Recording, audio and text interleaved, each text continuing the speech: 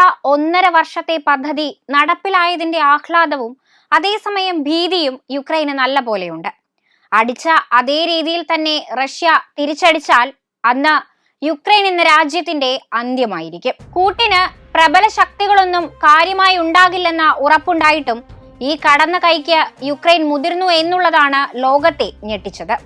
18 മാസത്തോളമായി യുക്രൈൻ ആസൂത്രണം ചെയ്ത ഒരു ദൗത്യമായിരുന്നു ഓപ്പറേഷൻ സ്പൈഡേഴ്സ് വെബ്.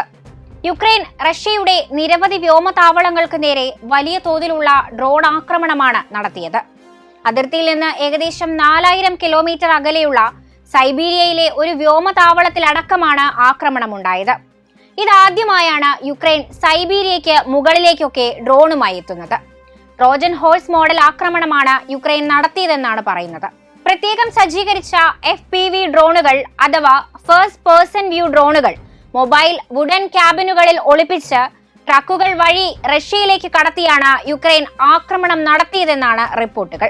ലക്ഷ്യസ്ഥാനത്തിനടുത്തെത്തിയപ്പോൾ ക്യാബിനുകളുടെ മുകൾ ഭാഗം തുറന്ന് അതിനുള്ളിൽ നിന്ന് ഡ്രോണുകൾ പറന്നുയർന്ന് സമീപത്തുള്ള വ്യോമതാവളങ്ങളെ കൃത്യമായി ലക്ഷ്യമിട്ട് ആക്രമണം നടത്തിയതാണ് ഈ രീതി. ട്രോയ് നഗരത്തിന്റെ പതനത്തിലേക്ക് നയിച്ച ട്രോജൻ ഹോഴ്സ് എന്ന മരക്കുതിരയ്ക്ക് അകത്തു കയറി ഗ്രീക്ക് സൈനികർ നടത്തിയ മിന്നൽ ആക്രമണത്തിനെ ഓർമ്മിപ്പിക്കുന്നതിന് തുല്യമാണ് ഈ ആക്രമണം. അതുകൊണ്ടാണ് ഇതിനെ ട്രോജൻ ഹോഴ്സ് മോഡൽ ആക്രമണമെന്ന് വിശേഷിപ്പിച്ചത്. അതേസമയം നിരന്തരം വികസിച്ചുകൊണ്ടിരിക്കുന്ന ഡ്രോണുകളുടെ ലോകത്തിലെ വലുപ്പത്തിൽ ചെറുതായ ഡ്രോണുകളാണ് FPV ഡ്രോണുകൾ. ഇതിന്റെ മുൻവശത്ത് ഒരു ക്യാമറ ഘടിപ്പിച്ചിട്ടുണ്ടാകും. ഈ ക്യാമറയിൽ നിന്നുമുള്ള തത്സമയ ദൃശ്യങ്ങൾ വീഡിയോ ഓപ്പറേറ്റ് ചെയ്യുന്നവർക്ക് അറിയാനാകും. ഈ തത്സമയ ഫീഡ് സമാനതകളില്ലാത്ത നിയന്ത്രണവും കൃത്യതയും നൽകുന്നു. 100-ലധികം ക്വാഡ് കോപ്റ്റർ FPV ഡ്രോണുകളാണ് ഈ ഓപ്പറേഷനായി റഷ്യയിലേക്ക് കടത്തിയതെന്നാണ് യുക്രൈൻ സുരക്ഷാ സേനയുമായി ബന്ധപ്പെട്ടവർ പറയുന്നത്. ഇവയെ പ്രത്യേകം നിർമ്മിച്ച മരം കൊണ്ടുള്ള ക്യാബിനുകളിൽ സൂക്ഷിച്ച് ലോറികളിലാണ് കൊണ്ടുപോയത്. സ്ക്രീനോ മൊബൈൽ ഉപകരണമോ ഉപയോഗിച്ച് നിയന്ത്രിക്കുന്ന സ്റ്റാൻഡേർഡ് ഡ്രോണുകളിൽ നിന്ന് വ്യത്യസ്തമായി FPV സിസ്റ്റങ്ങൾ കുറഞ്ഞ ലേറ്റൻസി വീഡിയോ ഫീഡുകൾ ഉപയോഗിച്ച് വലിയ ദൃശ്യങ്ങൾ പ്രകടമാക്കുന്നു. ഇത് ഉയർന്ന പ്രതികരണ ശേഷിയും ചടുലതയും ആവശ്യമുള്ള ആപ്ലിക്കേഷനുകൾക്ക് അനുയോജ്യമാണ്. ഉയർന്ന റെസല്യൂഷൻ ഇമേജിങ്ങിനായി രൂപകൽപ്പന ചെയ്തിരിക്കുന്ന പരമ്പരാഗത UAV ക്യാമറകളിൽ നിന്ന് വ്യത്യസ്തമായി തത്സമയ പ്രതികരണ ശേഷി ഉറപ്പാക്കാൻ FPV ക്യാമറകൾ കുറഞ്ഞ ലേറ്റൻസിക്കും ഉയർന്ന ഫ്രെയിം റേറ്റുകൾക്കും മുൻഗണന നൽകുന്നവയാണ്. ഈ ക്യാമറകൾ സാധാരണയായി അനലോഗ് അല്ലെങ്കിൽ ഡിജിറ്റൽ ആണ്.